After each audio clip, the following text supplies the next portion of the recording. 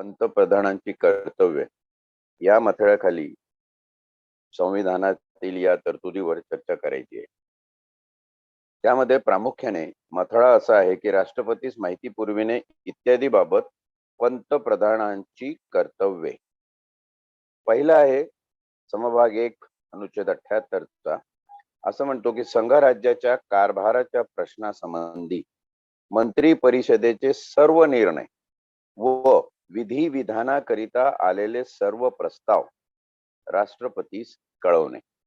आता इथे प्रस्ताव आणि निर्णय या दोन बाबी, हे दोन शब्द प्रामुख्याने आपण लक्षात ठेवायचे. म्हणजे संसदेच्या कुठल्याही सभागृहामध्ये एखादा प्रस्ताव सादर झाला असेल आणि तो प्रस्ताव नंतर कायद्यात रूपांतरित होऊन राष्ट्रपतीच्या सहीला जाणार असेल, परंतु त्याआधी तो प्रस्ताव काय आहे हे राष्ट्रपतीला आगाऊ कळवणे ही पंतप्रधानाच्या कर्तव्यात समाविष्ट केलेली क्रमांक 1 ची बाब आपल्या लक्षात येते. याला क्रमांक 1 एवढ्यासाठी दिला आहे की संघराज्य म्हणजे युनियन ऑफ इंडिया याच्या कारभाराबद्दलचे जे काही प्रश्न असतील आणि त्या प्रश्नासंबंधी मंत्री परिषदेने काही निर्णय घ्यायचे असतील तर तो निर्णय पहिला प्रस्ताव म्हणून मांडला जातो. कुठला तरी खासदार, कुठला तरी एखादा सदस्य राज्यसभेतला तो प्रस्ताव सादर करतो. उदाहरणार्थ महिला व बालकल्याण किंवा महिलांवरती वाढणारे अत्याचार, त्या संबंधी आपल्याला कायदा करणं आवश्यक आहे.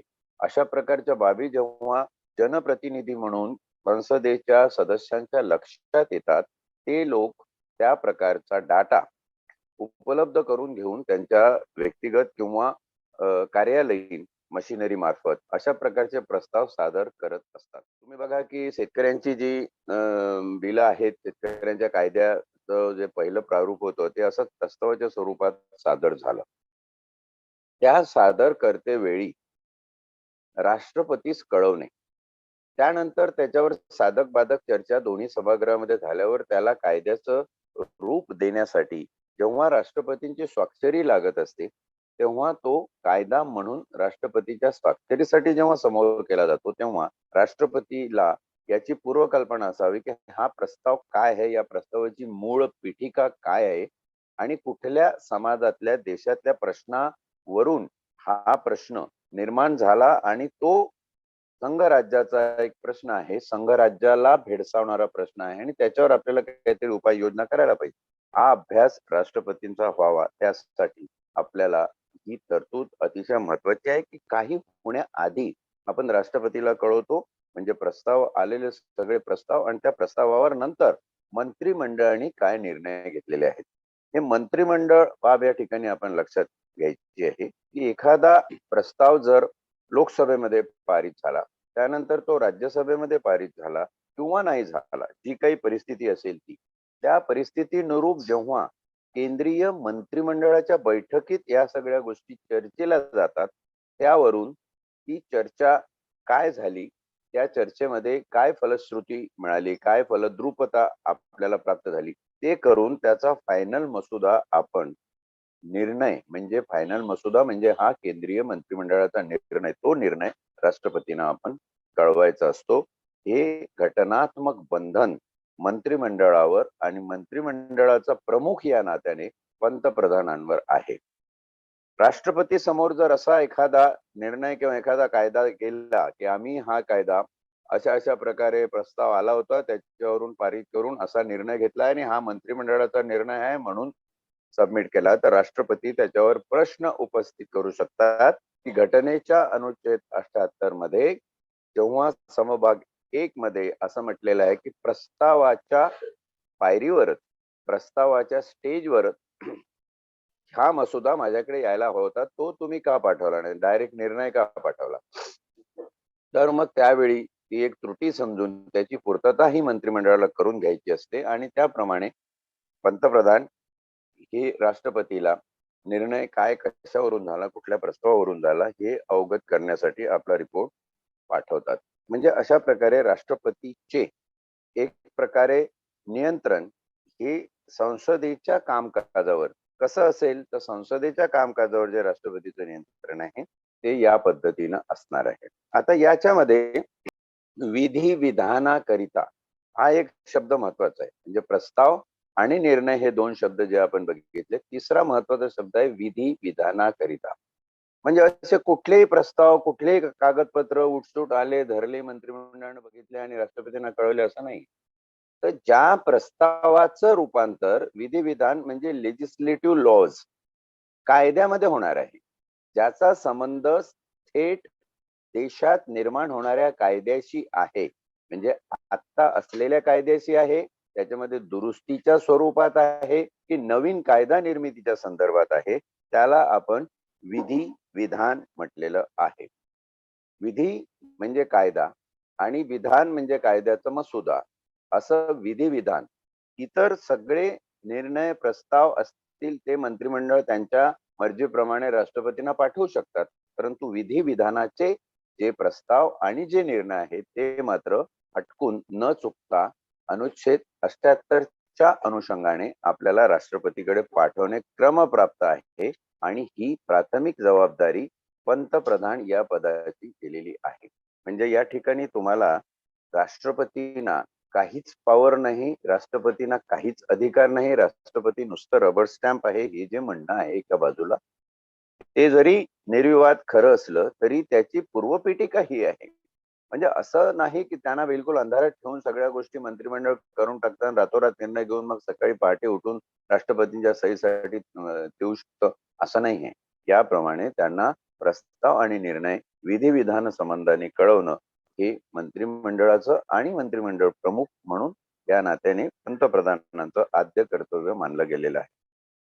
समभाग 2 अनुच्छेद 78 तर असं म्हणतो की संघराज्याच्या कारभाराच्या प्रश्नासंबंधी व विधी विधानाकरिता आलेल्या प्रस्तावासंबंधी राष्ट्रपती मागविल ती माहिती पुरवणे. आता इथे एक पाऊल पुढे गेलेलं आहे.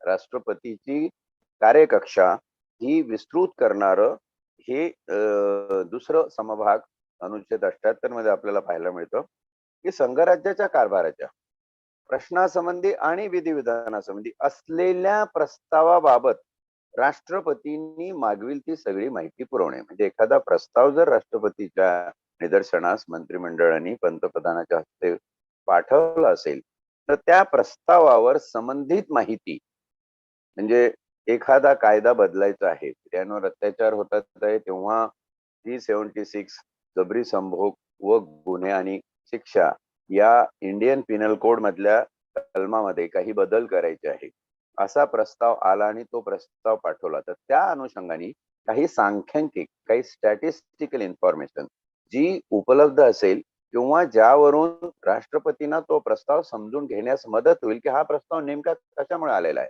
कारण जनहित we the people of India हे महत्वाचं आहे, म्हणून त्या प्रस्तावासंबंधी इतर कुठलीही माहिती असेल तर राष्ट्रपतीला ती माहिती मंत्रिमंडळाला विचारण्याचा अधिकार आहे. म्हणजे जाब विचारणारा कोणीतरी आहे. भलेही निर्णय आपण घेऊ व्यवस्थित, पण जाब कोणीतरी विचारतो. घरामध्ये एक कर्ता पुरुष आहे, तो काही कोणावर निर्बंध आणत नाही, पण जे काही खर्च पाणी तुम्ही करत असाल किंवा कसे वागत असाल त्याचा लेखाजोखा मात्र त्याला कळवायचा असतो. हे कशासाठी खर्च झाले त्याचं कारण द्यायचं असतं. ही ही एक जी म्हणजे प्रथा म्हणा किंवा प्रथेनी एक जे अधिकारत्व, अधिकार पदाला शोभेल अशा प्रकारचं जे अधिष्ठान आहे, जे आस्थापना आहे, ती राष्ट्रपतीला देण्यासाठी घटनेमध्ये हा संदर्भ जास्त विशद करून पुढे असा असा म्हटलेला आहे की तुम्ही त्या प्रस्तावासंबंधी कुठलीही माहिती मंत्रिमंडळाला विचारू शकता. आणि त्यावर हुकूम तुम्ही बघाल तर राष्ट्रपती भवन म्हणजे एक माणूस देशाचा कारभार जेव्हा चालवतो तेव्हा त्याला इतर मदतनीस लागत असतात. म्हणजे राष्ट्रपती भवन हे सुद्धा एक प्रकारचं संसदीय प्रारूप आहे. त्या ठिकाणी सगळ्या प्रकारचे तज्ञ, सगळ्या प्रकारची एक्झिक्युटिव्ह कार्यकारी मंडळी तिथे तुम्हाला उपलब्ध आहे त्यांच्या स्टाफमध्ये. त्याचा अभ्यास करून त्या संबंधी माहिती कुठे कुठे मागवायची, काय मागवायची, म्हणजे राष्ट्रपती हा स्वतःचं जे कार्यालय आहे ते स्वतःच्या अखत्यारी स्वतःच्या स्टाफ करवी कार्यान्वित ठेवत असतो, हे सुद्धा या ठिकाणी अधोरेखित करून सांगण्यासारखं महत्वाचं आहे. म्हणजे प्रस्तावासंबंधी इतर कुठलीही माहिती असेल ते राष्ट्रपती मागवू शकतो. पुढे तिसरा आणि शेवटचा समभाग अनुच्छेद 78 मध्ये असं सांगतो की ज्या बाबींवर एखाद्या मंत्र्याने निर्णय घेतला आहे, पण मंत्री परिषदेने जिचा विचार केलेला नाही, अशी कोणतीही बाब राष्ट्रपतीने आवश्यक केल्यास मंत्री परिषदेच्या विचारार्थ सादर करणे हे पंतप्रधानाचे कर्तव्य आहे. म्हणजे मिनिस्ट्री जी एकेका विभागाचे मंत्री प्रभारी एक्झिक्युटिव्ह म्हणून असतात, ते त्या विभागाचे, जसा कृषी क्षेत्रामध्ये कृषी मंत्री आहे, संरक्षण क्षेत्रामध्ये संरक्षण मंत्री आहे, गृह खात्याचा कारभार गृहमंत्री पाहत असतात. अशा वेळी कॅबिनेट मंत्र्यांना काही अधिकार आहे, त्याचप्रमाणे राज्यमंत्र्यांना सुद्धा काही अधिकार आहे. त्यांच्या कार्यकक्षा ह्या नेमून दिलेल्या आहे आणि आपण मागे बघितलं त्याप्रमाणे जिथे संदर्भ आलेला आहे कशा कार्यकक्षा हे राष्ट्रपती नियमावली तयार करून नेमून देऊ शकतात. अशा कार्यकक्षा नेमलेल्या असताना जर समजा एखाद्या मंत्र्याने स्वतंत्र निर्णय घेतला, एक्झिक्युटिव्ह स्वरूपाचे निर्णय, इथं विधिविधान हा शब्द लक्षात ठेवा, कायदे मंडळीय निर्णय वेगळे आणि कार्यकारी मंडळीय निर्णय वेगळे. एक्झिक्युटिव्ह स्वरूपाचे, कार्यकारी स्वरूपाचे निर्णय घेणं हे मंत्र्यांना क्रमप्राप्तच नव्हे तर त्यांच्या अधिकारात येत आहे. म्हणून मंत्र्यांनी जर असा एखादा निर्णय घेतला असेल आणि असा निर्णय मंत्री परिषदेकडे ठेवायचा असेल अजून, किंवा मंत्री परिषदेमध्ये ठेवला गेला नसेल किंवा कालबाह्य झाला असेल, असा एखादा निर्णय घेऊन टाकला एखाद्या मंत्र्यांनी एखाद्या मंत्रालयातर्फे आणि त्या पद्धतीने त्यांनी आपला कारभार केला, तर ते मंत्री परिषदेच्या सामूहिक कलेक्टिव्ह सर्वानुमतासाठी जर ठेवलं गेलं नसेल, अशी एखादी बाब जर राष्ट्रपतींच्या लक्षात आली आणि राष्ट्रपतींना ती आवश्यक वाटली, तर राष्ट्रपती तशा प्रकारे पंतप्रधानांना विचारणा करू शकतात आणि राष्ट्रपतीने जर अशी विचारणा पंतप्रधानांना केली, तर पंतप्रधानाचं काम आहे की तो निर्णय, तो प्रस्ताव, त्याच्यावर पास झालेलं रिझोल्युशन हे मंत्री परिषदेच्या विचारार्थ सादर करणे आणि एकदा त्याच्यावर मंत्री परिषदेचा जो काही निर्णय होईल त्याबद्दल राष्ट्रपतीला अवगत करणे. म्हणजे हे तीनही समभाग जर आपण बघितले तर एकंदर मंत्री परिषद ही पॉवरफुल आहे हे निर्विवाद खरं असलं तरीही कार्यालयीन कामकाजा संबंधी आणि त्यांच्या सुसूत्रतेबाबत यावर राष्ट्रपतीचा वचक आहे, यावर राष्ट्रपतीचं अधिपत्य आहे, हे आपण या ठिकाणी लक्षात घ्यायला हवं. म्हणून राष्ट्रपतीचं जे पद आहे त्याच्या प्रती पंतप्रधानाची काही कर्तव्य असतील तर ही प्रमुख कर्तव्य पंतप्रधानाची आहे. पुढे पुढे घटनेमध्ये आपण बघू की राष्ट्रपतींना अजून त्यांचे न्याय विषयक असतील, हे विधिविधान विषयक आहे, कार्यकारी संबंधाने असतील, अजून बरेचसे असे भाग आहे ज्याच्यामध्ये आपण राष्ट्रपतींची कर्तव्ये या बाबतीत निहित करत असताना त्यांना माहिती पुरवणे किंवा त्यांच्या दिलेल्या सूचनांचा विचार करून तशा प्रकारे मंत्रिमंडळात निर्णय घेणे ही सगळी कर्तव्ये देशाच्या पंतप्रधानाला पार पाडायची असतात. शेवटी अल्टिमेट रिस्पॉन्सिबल जरी पंतप्रधान असले तरी कोणीतरी घरचा करता पुरुष या सगळ्या गोष्टींवर लक्ष ठेवून आहे ही एक राष्ट्रपती पदाची महिमा, त्याची गरिमा आपण या ठिकाणी लक्षात ठेवली पाहिजे.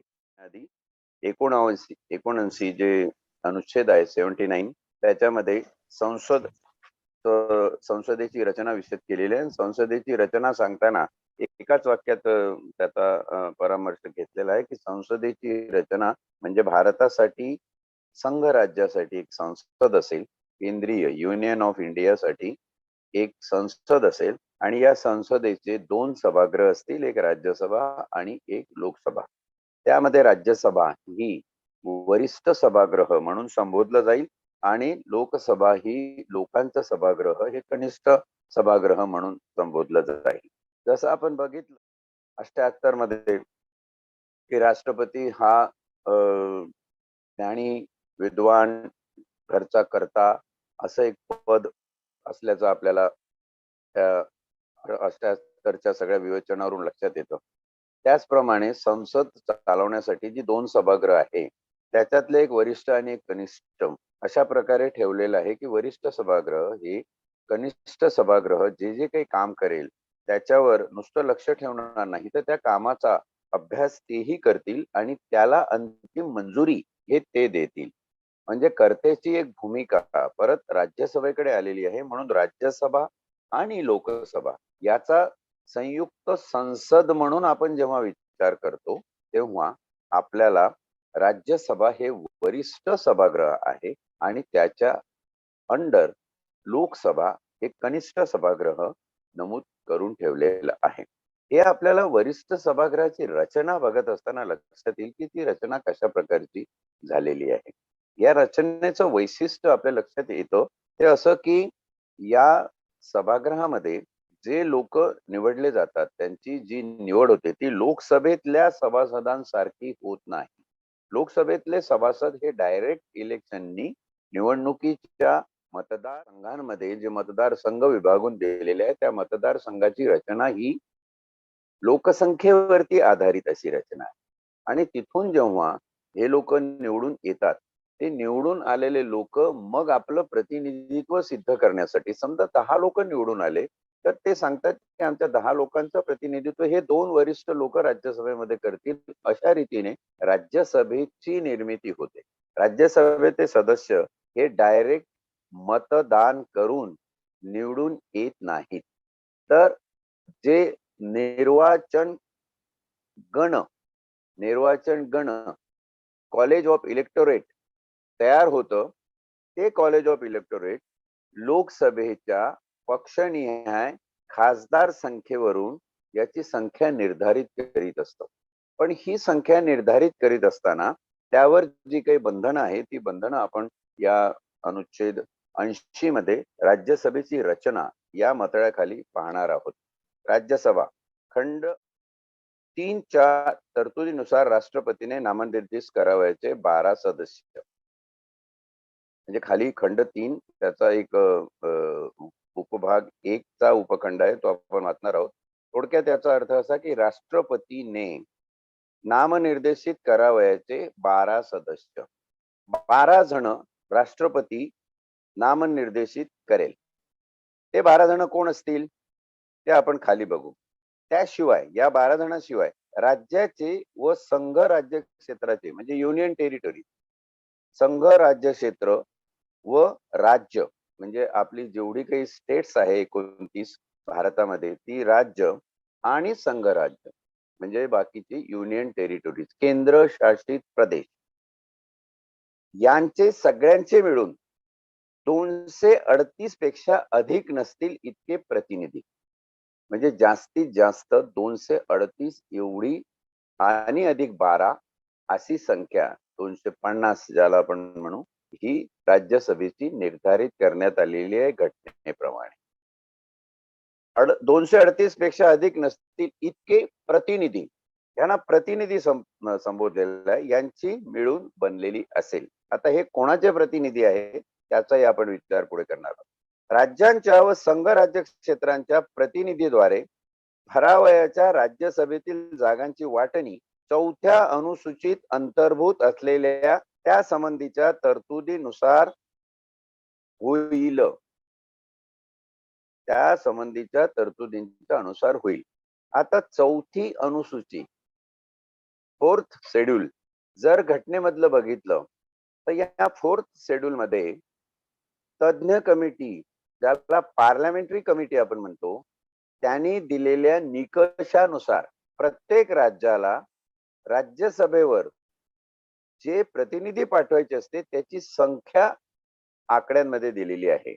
उदाहरणार्थ महाराष्ट्र असेल तर 17 आहे, आंध्र प्रदेश असेल तर 12 आहे. त्या त्या राज्याची लोकसंख्या विचारात घेऊन अशा प्रकारचे प्रतिनिधी त्या ठिकाणी राज्यसभेमध्ये पाठवण्यासाठीच जे वर्णन आहे त्याची सूची म्हणजे 4थी अनुसूची भारतीय संविधानातली. आणि 4थ्या अनुसूचीमध्ये जर तुम्ही बघितलं तर एक लिस्ट तुम्हाला याच्यामध्ये दिसेल की ज्याच्यात प्रत्येक राज्याच्या किती संख्या आहेत त्याच्याबद्दलचं विवरण तुम्हाला या सूचीमध्ये बघता येतं. या सूचीमध्ये एक अजून वैशिष्ट्य असं आहे की सर्व राज्याची केवळ लोकसंख्या नव्हे, तर त्या राज्याचा एकंदर असलेला मागास म्हणा किंवा मग विकसित म्हणा, दोन्हीही दर्जा लक्षात घेऊन कधी-कधी असंही झालेलं आहे, की जी संख्या एका राज्याच्या लोकसंख्येप्रमाणे त्याच्या वाट्याला आली आहे, दुसऱ्या राज्याला त्याहून जास्त प्रतिनिधी राज्यसभेमध्ये मिळालेले आहेत. त्यांची संख्या तेवढी नाहीये. तर त्याचंही कारण आहे. आणि ते कारण कोणी ठरवलं असेल, ही संख्या कोणी ठरवलेली असते? तर ही संख्या जी पार्लमेंटरी कमिटी आहे, म्हणजे जॉइंट राज्यसभेतले आणि लोकसभेतले लोक मिळून म्हणजे संसदीय कमिटी ही ठरवत असते. शिवाय हे एकदा ठरवलेलं अगदी परमनंट असतं असंही नाही. तर याच्यामध्ये वेळोवेळी जेव्हा गरज पडेल तेव्हा याचा पुनर्विलोकन आणि आराखडा निर्माण केला जातो. म्हणजे आज जर समजा राज्यसभेमध्ये महाराष्ट्राचे तुम्हाला 19 लोक इथं दिसत असतील, कर्नाटकचे 12 दिसत असतील, ओडिसाचे 10 दिसत असतील, पंजाबचे 7 दिसत असतील, तर यावरून त्या याच्यामध्ये जर किती प्रमाणात संख्या वाढली ते पण आपण पुढे जाऊन बघणार आहोत. एखाद्या राज्याची संख्या 60 लाख याच्यावरती जर वाढली असेल तर एक नवीन मतदारसंघाने एक प्रतिनिधी असं वाढवून दिलं जातं.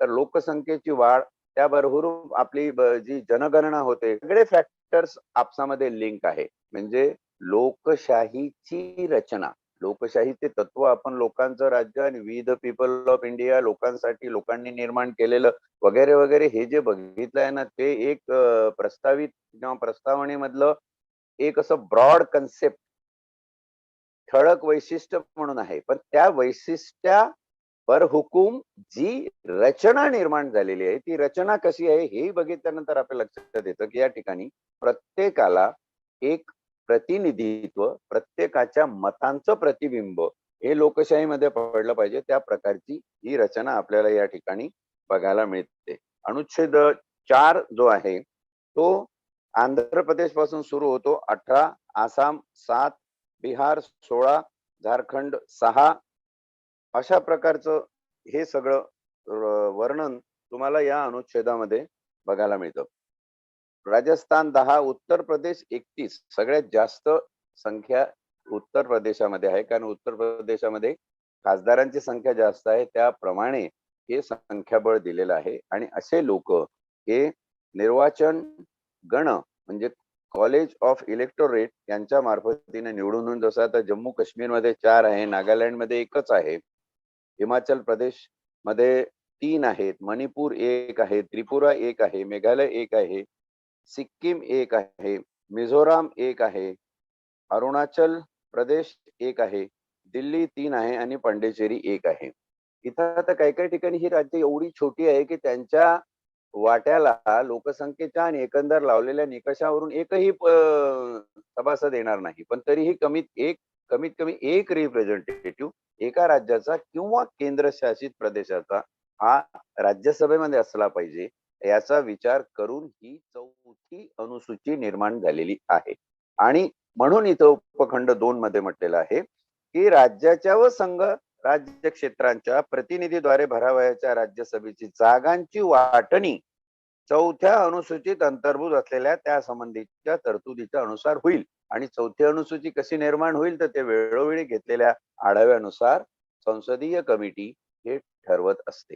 आपण म्हणतो त्या संसदीय कमिटीला काय काम आहे, संसदीय कमिट्या काय करत असतात, संसद काय करत असते, तुम्हाला हे बघून आश्चर्य वाटेल की संसद ही जी यंत्रणा आहे ती अहोरात्र 24 तास कंटिन्युअस चालू असते. म्हणजे तिथं कायदे मंडळीय परिक्षेत्र घ्या, कार्यकारी परिक्षेत्र घ्या, कुठे ना कुठे सातत्याने संसद ही कार्यरत असते लोकांच्या गरजांसाठी, त्यांच्या कल्याणासाठी. परंतु या सर्व गोष्टी रोजच्या रोज आपल्या दैनंदिन जीवनामध्ये आपल्याला बघायला मिळत नाही, शिकायला मिळत नाही, समजून घ्यायला मिळत नाही.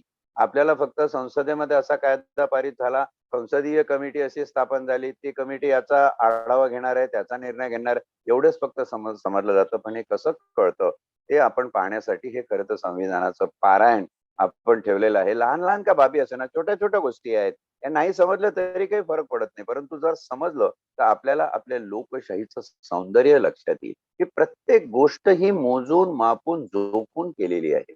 आणि मग आपल्या लक्षात येतं की इतकं सगळं व्यवस्थित संरचना ज्याला आपण म्हणू, इन्फ्रास्ट्रक्चर ही इतकी सुंदर डेव्हलप केलेली आहे, तर तसे मग त्याचे परिणाम का दिसत नाही किंवा तशा प्रकारे दृश्य स्वरूपात आम्हाला ते व्यवहार्य जीवनामध्ये जाणवत का नाही?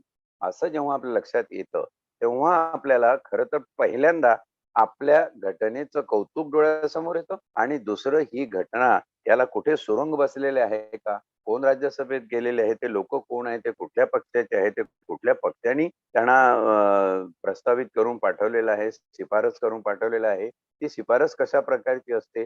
मग त्या शिफारसीसाठी कोण-कोण लोक निवडले जातात आणि कशासाठी निवडले जातात?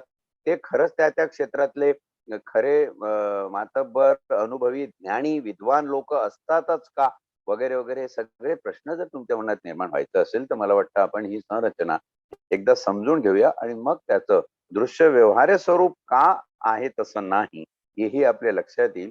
हा खरा एक पारायणाचा मुख्य उद्देश आहे.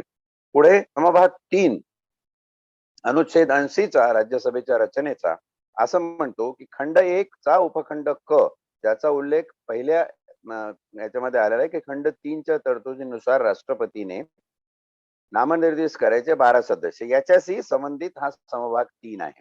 समभाग 2 आपण मध्ये बघितला राज्यांना प्रतिनिधित्व देण्याचा आणि समभाग 3 मध्ये समभाग 1 च्या मध्ये जी नमूद केलेली 12 सदस्यांची संख्या आहे, या 12 सदस्यीय संख्येचे गुणधर्म हे समभाग 3 मध्ये प्रस्तावित केलेले आहे. इथं काय म्हणतं, खंड 1 चा उपखंड क यामध्ये राष्ट्रपतीद्वारे नामनिर्देशित करावयाचे सदस्य म्हणजे पुढे दिलेल्या बाबी संबंधी विशेष ज्ञान, स्पेशल नॉलेज किंवा व्यावहारिक अनुभव, प्रॅक्टिकल एक्सपिरियन्स ऑफ लाईफ असलेल्या व्यक्ती असतील आणि त्या बाबी कुठल्या असतील?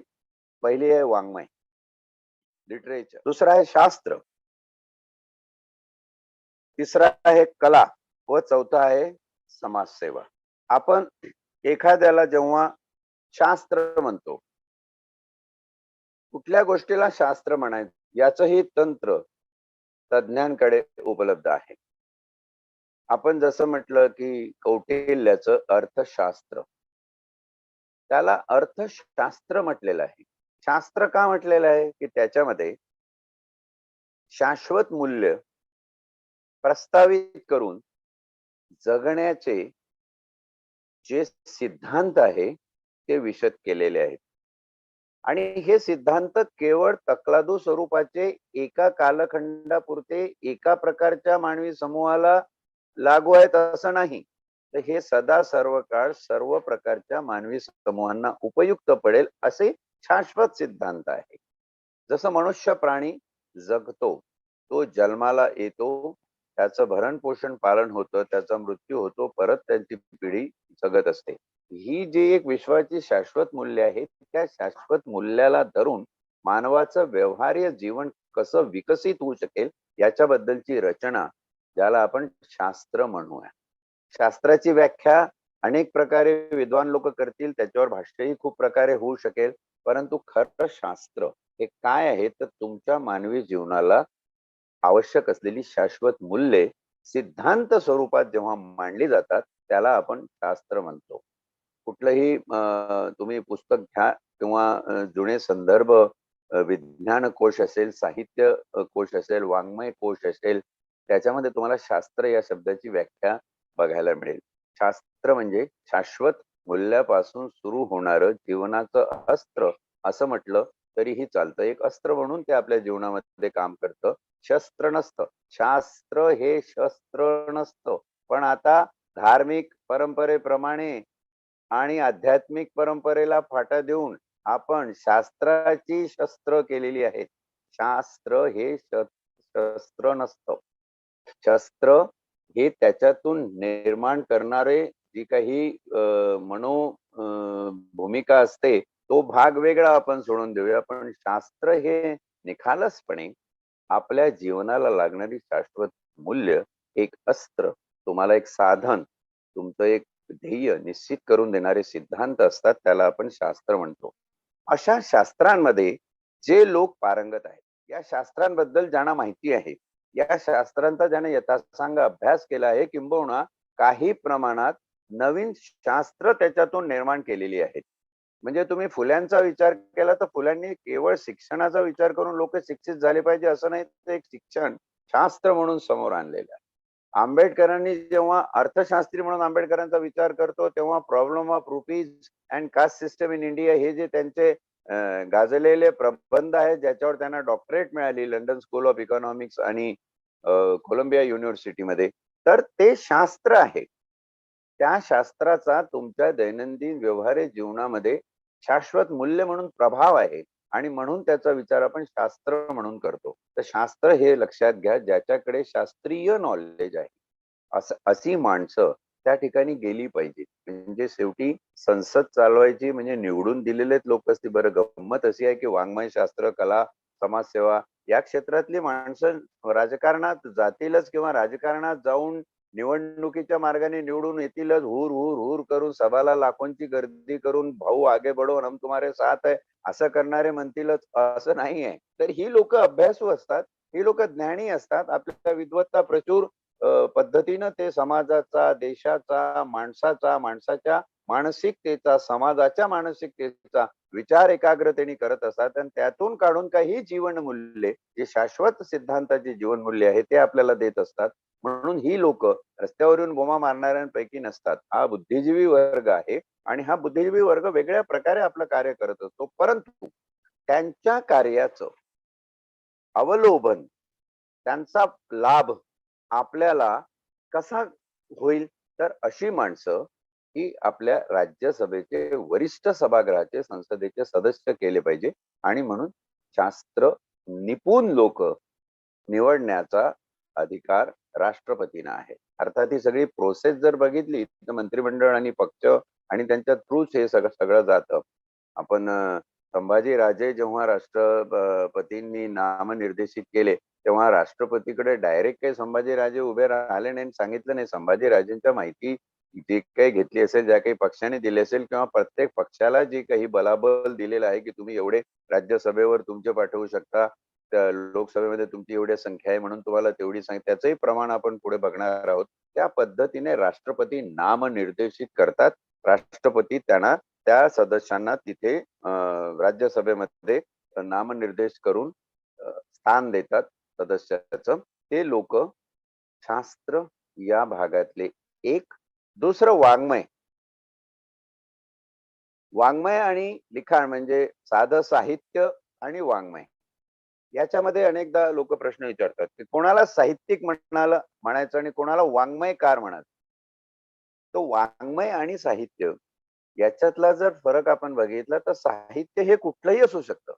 वर्तमानपत्रामध्ये एखादा अग्रलेख तोही साहित्यामध्ये येतो. वर्तमानपत्रामध्ये लिहिलेलं एखादा आर्टिकल तेही साहित्यामध्ये येतं. एखादा प्रकाशित झालेला कविता संग्रह किंवा एखादं पुस्तक आपल्या स्वतःच्या जीवन प्रवासाबद्दलचं आत्मचरित्र म्हणा किंवा प्रवास वर्णन म्हणा आपण जे बघतो हेही साहित्यामध्ये येतं. मग साहित्य आणि वाङ्मय याच्यातला फरक काय आहे की जी केवळ भाषेची नाही तर भाषा परत्वे जीवनाची समृद्धी वाढवतं. साहित्य हे जीवनाच्या समृद्धीत भाग घेत नाही असं अजिबात नाही, तेही घेत. हे उलट समाजाचं सगळ्या बाजूने सहहेतुक हित कशात आहे ते पाहणारं लिखाण, याला आपण साहित्य जर म्हटलं म्हणजे म्हणूया आपल्या याच्यासाठी समजण्यासाठी, तर वाङ्मय त्यावरून उदात्त दृष्टिकोन, ज्याला वैश्विक विचारांची कॉस्मिक युनिव्हर्स, ज्याला वैश्विक विचारांची कास आहे. म्हणजे मी शास्त्र हे पहिला आधी एवढ्यासाठी विशद करून सांगितले की शाश्वत मूल्य ज्याच्यामध्ये भाषेची त्या बरहुकूम जीवनाची लागू पडतात असं वाङ्मय, ज्याच्यामध्ये त्रिकाल अबाधित टिकणारा संदेश देण्याची क्षमता आहे, त्याला आपण वाङ्मय म्हटलेलं आहे. शिवाय त्याच्यामध्ये इन्क्लूड केलेलं आहे भाषिक सौंदर्य. म्हणजे तुम्ही ज्ञानेश्वरीची भाषा बघा, तुकारामाची गाथा आहे त्याची भाषा बघा. देव आहे अंतर्यामी व्यर्थंडी तीर्थगामी, तुका म्हणे मूढ जना देव देही का पाहिना. कुठंतरी लय आहे, कुठंतरी एक प्रमाणबद्धता आहे. ज्ञानेश्वराच्या याच्यामध्ये हृदय सद्गुरु जेने तारिलो संसार पुरू म्हणून विशेष त्या दरू विवेकावरी. भीमसेन जोशींचं गायन बघा किंवा काही भक्ती संगीतातल्या लोकांनी, फडके असतील. अर्थात याच्यामध्ये दुसरी ओबीसी किंवा एस-सी, एस-टीची नावं तुम्हाला दिसत नाही. त्याचं कारण असं आहे, की त्यावेळी आपण तेवढे शिकलेलो नव्हतो. पण आता बऱ्यापैकी यायला लागलेले आहेत. लोकं गायला लागलेले आहेत. एक उदाहरण म्हणून सांगायचं, निर्देश करायचा म्हणजे एक उदाहरण म्हणून सांगायचं, की हे जेव्हा एखाद्या रचनेची ओळ गुणगुणतात, नॅचरली त्याच्यामध्ये एक लयबद्धता निर्माण होते. नॅचरली त्याच्यामध्ये संगीत निर्माण होतं. अशी समृद्धी म्हणजे एका मार्गाची नाही, विविध मार्गाची म्हणजे जे गेय पण आहे, ज्याच्यामध्ये भाषेचं सौंदर्य निस्खलित होतं, ज्याच्यामध्ये नवीन शब्दाचे अर्थ तुम्हाला माहीत पडतात. बोल शब्दाची वाटप आहे, तेथ अभिप्रायोची अभिप्रायाते विये. गाय, व्याली, वासरू झालं. म्हणजे अर्थ हा मनात प्रतीत होतो आणि त्याच्यानंतर जिव्हा वाट पाहत असते, की हा बोल कसा प्रतीत होईल. झाड हे पहिल्या माणसाने झाडाला झाड का म्हटलं, चिमणीला चिमणी का म्हटलं, कावळ्याला कावळा का म्हटलं, याची उत्पत्ती तुम्हाला सांगणारं जे वाङ्मय आहे, जे लिखाण आहे, त्याला तो दर्जा जीवन समृद्धीचा लाभलेला आहे. ज्या ज्या लिखाणातून, ज्या ज्या साहित्यातून मानवी जीवन हे शाश्वत मूल्यवर्धित आणि समृद्धीकडे जातं, त्याला आपण वाङ्मय म्हणूया. असे वाङ्मयकार, आता हे वाङ्मय खरंच तसं कोणी तिथं जाऊन विश्लेषण करता का, बघता का? साधे साहित्यिक कधी-कधी तुम्हाला असं दिसतं, की सुमार माणसं असतात, पण तेही त्या ठिकाणी गेलेले असतात. तो काही-काही भाग राजकारणाचा वेगळा आहे. तो तुम्ही सोडून द्या. त्याच्यावरून मग तुम्ही असे प्रश्न कराल, कोणाचं नाव घेऊन मला उद्या विचाराल, की अमुक माणूस या कुठला वाङ्मय सांगत होता, अमुक माणूस कुठला शास्त्र शिकवत होता. तर हा वाद वावदुकीचा भाग होईल. मला निखळपणे या ठिकाणी घटनेचं सौंदर्य या पारायणातून तुमच्या पुढे मांडायचं आहे, की कुठल्या कुठल्या शाखेतली ही लोक असावी, शास्त्रातली असावी, वाङ्मयातली असावी, कलेतली असावी. कला ज्यांच्या हातामध्ये परमेश्वराने काहीतरी गुण दिलेला असतो, मग ती शिल्पकला असेल, वास्तुकला असेल, पेंटिंग ड्रॉइंग असेल, अशा प्रकारची कला ज्याच्याकडे असेल. व शेवटचं दिलेलं आहे समाजसेवा. समाजाची सेवा करण्यामध्ये एखादा माणूस रत असेल आणि तो ते करत असेल. आता आपले संत घ्या की बाकीचे सगळे लोक घ्या, की त्यांनी समाजासाठी स्वतःला वाहून दिलेलं आहे. एखादा प्रश्न घेऊन आदिवासी भागामध्ये काम करणारे असंख्य लोक आपल्याला दिसतात.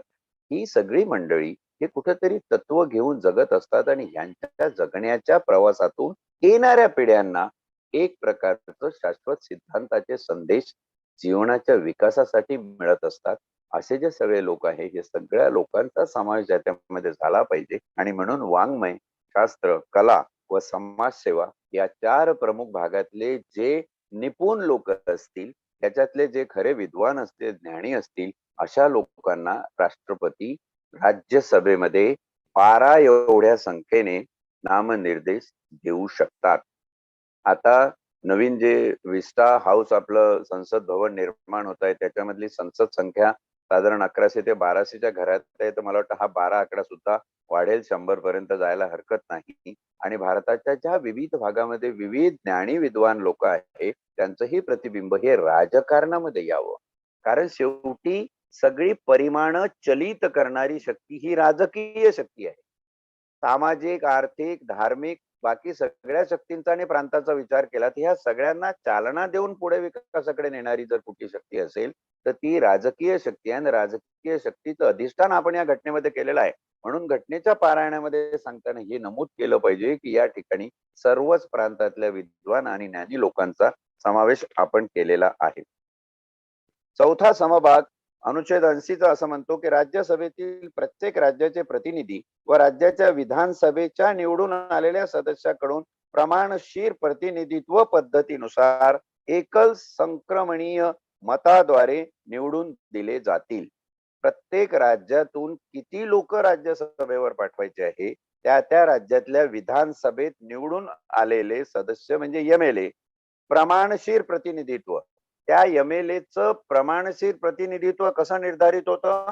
तो ज्या मतदारसंघातून निवडून आलेला आहे, त्या मतदारसंघाच्या लोकसंख्येवरून आणि एकल पद्धतीने म्हणजे एका सदस्यात एक मत, या पद्धतीने आपण लोक निवडून देतो. आणि ते किती निवडून देतो? तर अनुसूचित 4 मध्ये सांगितलेली संख्या आहे ते निवडून देतो. महाराष्ट्राचे 19 महाराष्ट्राच्या आमदारांना 19 सदस्य राज्यसभेमध्ये लोक खासदार म्हणून पाठवण्याचा, लोकप्रतिनिधी म्हणून पाठवण्याचा अधिकार आहे. ते या 4 मध्ये नमूद केलेलं आहे. ही एक प्रक्रिया आहे, एक प्रोसिजर आहे. शेवटचा समभाग आहे. राज्यसभेतील संघराज्य क्षेत्राचे प्रतिनिधी संसद कायद्याद्वारे विहित करी अशा पद्धतीने निवडले जातील. आता इथे संघ राज्य क्षेत्र म्हणजे युनियन टेरिटोरी, केंद्र शासित प्रदेशातले प्रतिनिधी कसे निवडले जातात, तर संसद संघ राज्यांच्या राज्य क्षेत्रांसाठी म्हणजे जे केंद्र शासित प्रदेश आहे त्यांच्यासाठी जे कायदे करेल त्याप्रमाणे ते निवडले जातात. हा अपवाद थोडासा एवढ्यासाठी ठेवलेला आहे, की आपल्याकडच्या युनियन टेरिटोरी, केंद्रशासित प्रदेश हे अति लहान कधी-कधी आहेत. मालदीव आणि लक्षद्वीप बघितले, तर या प्रत्येकासाठी कायद्याचं प्रमाण हे वेगळं असलं पाहिजे. म्हणजे त्याच्या राज्यसभेतल्या येणाऱ्या लोकांचं प्रमाण हे वेगळं असलं पाहिजे. ते वेगळेपण निर्धारित करण्यासाठी एक वेगळा कायदा असला पाहिजे आणि त्याप्रमाणे संसद हे प्रत्येक निवडणुकीच्या वेळी तसे निर्देश जारी करते.